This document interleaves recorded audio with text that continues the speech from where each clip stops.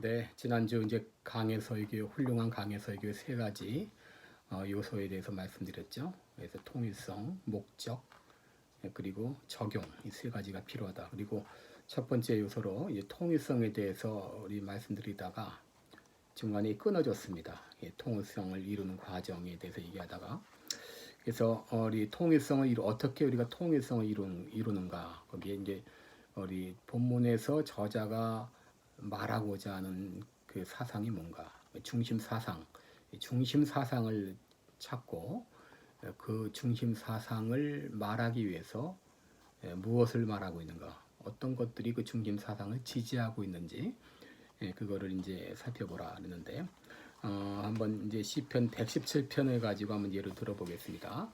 너희 모든 나라들아 여호와를 찬양하며 너희 모든 백성들아 저를 칭송할지어다. 우리에게 향하신 여호와의 인자하심이 크고 진실하심이 영원함이로다. 할렐루야. 여기서 이 짧은 구절이니까 좀 쉽겠죠. 여기 저자가 이 본문을 통해서 뭘 말하고 하는가? 모든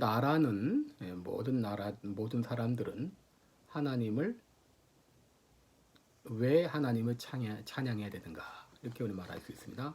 왜 모든 사람들은 하나님을 찬양해야 되는가?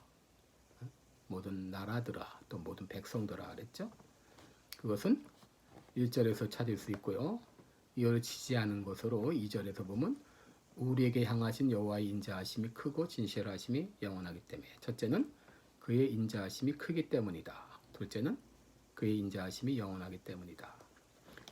그래서 모든 사람들은 하나님을 찬양해야 된다. 이렇게 우리 찾을 수 있겠습니다. 그 다음에 히브리서 10장 19절로 25절을 가지고 보겠습니다.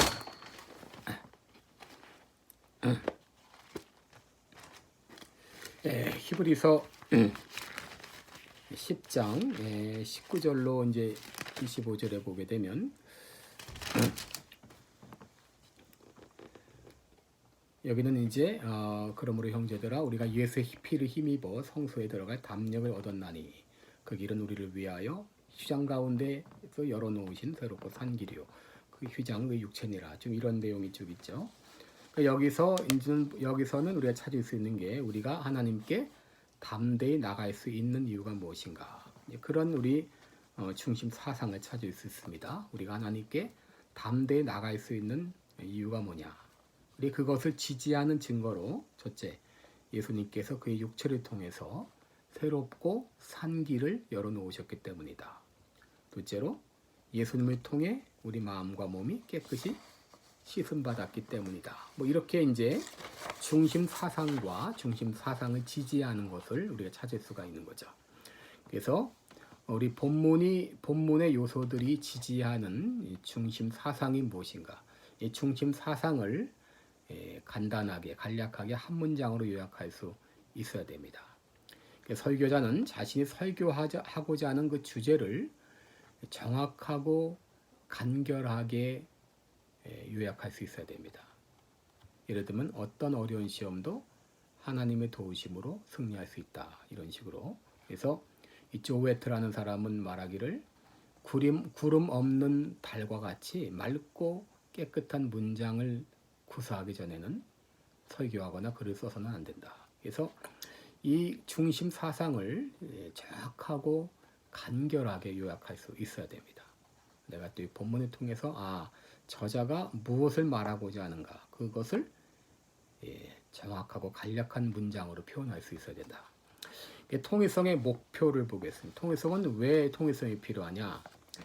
한 가지 주제를 강조할 수 있도록 한 가지 주제에 초점을 맞춰서 설교문을 작성하는 것입니다. 한 가지 주제에 맞추어서 설교문을 작성하도록. 그래서 하나님은 사랑이시다. 하나님은 의로우시다. 하나님은 주권자이시다. 이 세 가지 요소를 하나로 묶을 수 있는 주제는 하나님의 본성이라는 말로 묶어줄 수가 있죠. 하나님의 본성. 그래서 하나님의 사랑, 하나님의 의로, 공의, 하나님의 하나님은 주권자다. 이 세 가지를 묶어줄 수가 있는 것이죠. 그래서 우리 통일성, 그래서 설교는 모래 한 줌을 쥐어주는 것이 아니라 야구공을 지어주는 것이다.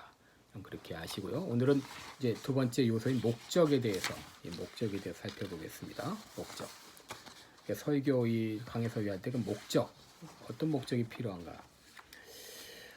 이제 우리가 주제 핵심 중심 사항을 파악한 다음에 이제 물어야 될 질문이 있는데, 저자는 왜 이 사건에 대해서, 이 중심 사상에 대해서 말하고자 했는가?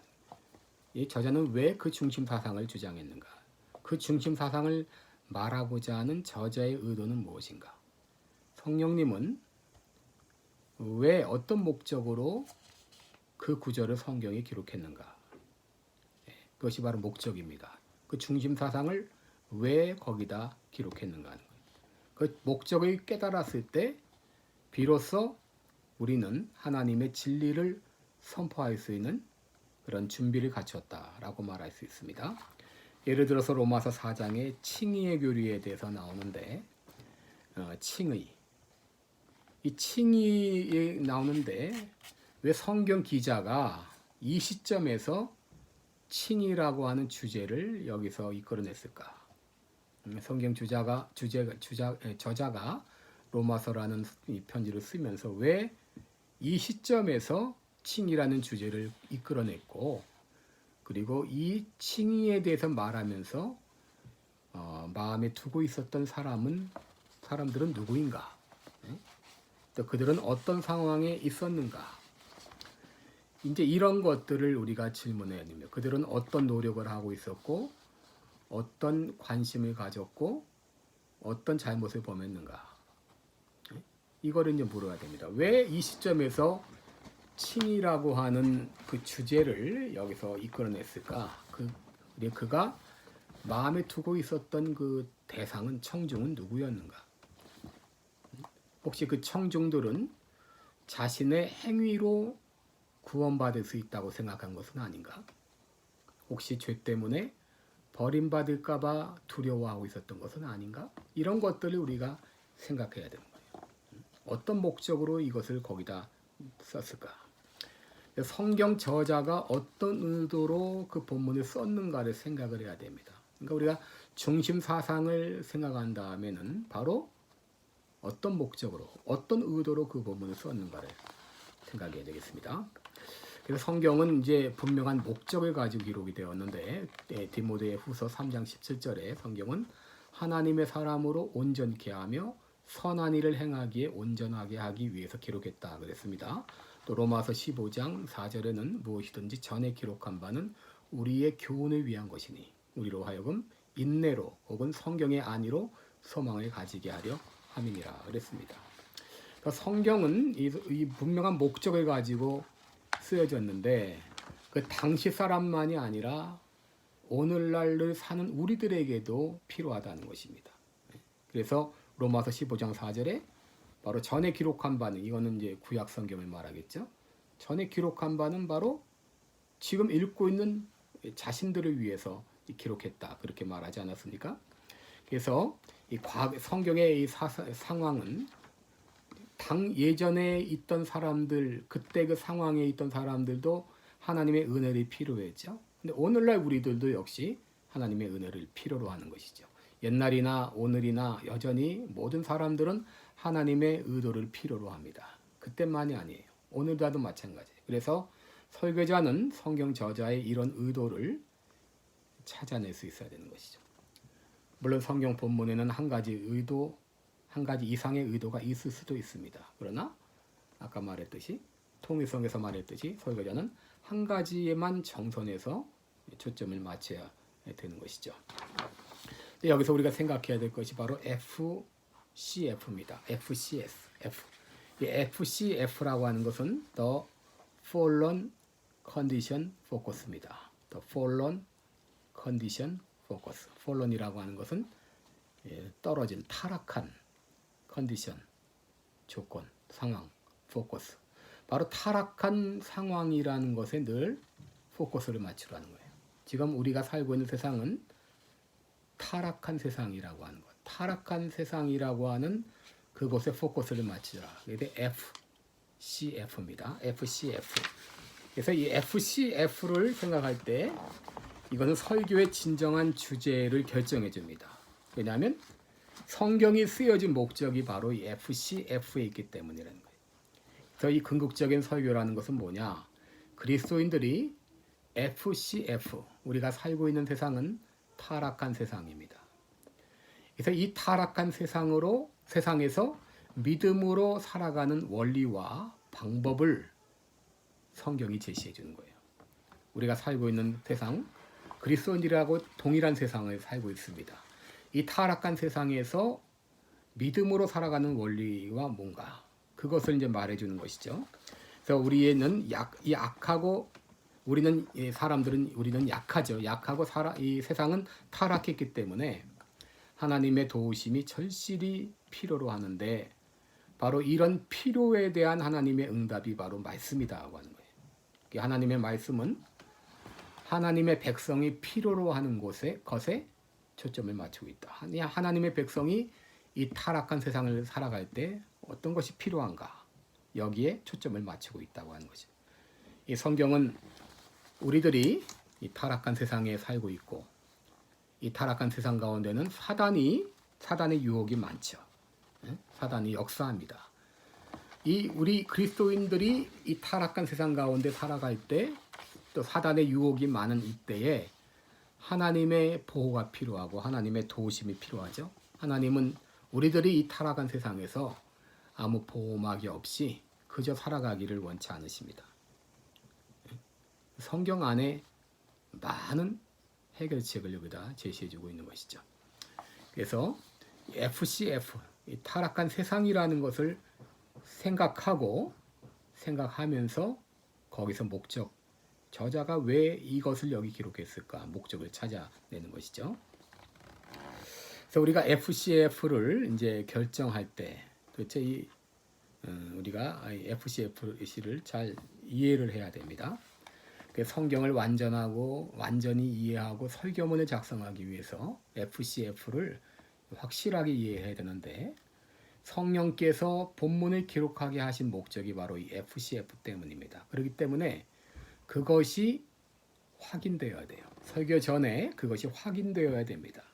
설교 준비하면서 왜 저자가 이 본문을 여기 썼는가, 이 본문을 기록한 목적이 뭔가를 물어야 됩니다. 그래서 성경 본문의 FCF, 타락한 세상, 타락한 조건의 세상, 그런 세상 가운데 한 인물이 있는데, 바로 그 세상 가운데 이 인물에게 무엇을 주고자 했는가, 그 목적을 이제 찾는 것이죠.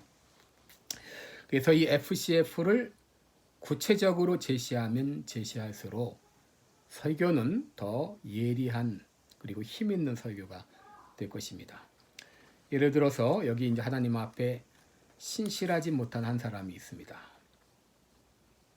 이렇게 FCF를 구체적으로 제시하지 못하고 일반화시키면 설교문을 작성하는데 뚜렷한 길잡이를 잡을 수 없고, 청중들은 설교에 집중하지 못하게 됩니다. 그저 여기 하나님 앞에 신실하지 못한 한 사람이 있다, 이것보다도 왜 나는 직장 상사가 보지 않을 때는 성실하지 못한가, 이런 것도 FCF, 타락한 세상의 한 모습이죠. 왜 나는 집에서와 밖에서의 생활이 다른가, 혹은 왜 나는 미워하는 사람을 사랑할 수 없을까, 왜 나는 하지 말아야 되는 것을 알면서도 그 일을 하는가, 혹은 내가 교회에 헌금을 하면서 아까운 생각이 드는 이유는 뭔가. 이렇게 이제 FCF를 구체적으로 제시하게 되면 사람들은 흥미를 갖게 됩니다. 그리고 FCF를 구체적으로 제시하고, 성경에서 이 FCF에 대한 이런 현실적인 문제에 대한 대답을 주고 있구나, 이것을 알게 될 때 효과적인 설교를 할 수 있고 청중의 관심도 불러 모을 수 있습니다. 또 이런 이제 직접적인 FCF와 함께 간접적인 FCF도 있습니다. 간접적인 FCF는 뭐냐? 죄와 관계없는 슬픔이나 질병, 혹은 까닭 없이 당하는 고난, 또 집 나간 아들에 대한 이야기, 또 기도 응답을 간절히 이 기다리는 사람의 얘기, 또 복음 전하는 법, 또 훌륭한 부모가 되고 싶은 소망, 이런 것들은 직접적인 타락한 현상은 아니더라도 간접적인 FCF가 되겠죠. 그러니까 이런 것들도 왜 인간 타락의 결과로 나타난 것이기 때문에 이런 것들도 이제 설교의 FCF가 될 수 있다고 하는 것이죠. 그런데 이제 같은 FCF라도 설교자의 성품과 또 청중의 상황과 설교의 강조점에 따라서 FCF는 약간씩 달라질 수 있습니다. 그리고 성경의 FCF 상황을 그대로 자신의 설교에 가져와 설교하는 것도 꼭 좋은 것은 아닙니다. 본문의 상황에 부합하다면 이것을 실제적인 현실에 맞게 그렇게 상황을 바꿔서 설명할 수 있는 것이죠. 그래서 우리는 설교가 이 본문의 FCF 상황에 맞는지를 확인하기 위해서 다음과 같은 질문을 할 수 있는데요. 본문에서 말하고 있는 것은 무엇인가? 본문의 상황에서 다루고 있는 관심사는 무엇인가? 본문의 등장인물이나 청중이 공유하고 있는 공통된 상황은 무엇인가? 이런 걸 물어야 됩니다. 다시 말합니다. 본문에서 말하고 있는 것은 무엇인가? 본문의 상황에서 다루고 있는 관심사는 무엇인가? 또 본문의 등장인물이나 청중이 공유하고 있는 공통된 상황은 무엇인가? 이런 것들을 이제 묻는 것이죠. 다시 한번 우리 창세기 22장을 가지고 예를 들어볼게요. 자, 본문에서 말하고 있는 것은 하나님의 시험입니다. 하나님은 자기 백성에게 시험을 주신다. 혹은 시험은 누구나 올 수 있다. 이런 것을 중심 사상이라고 말할 수 있는데, 자, 아브라함이 이 시험을 어떻게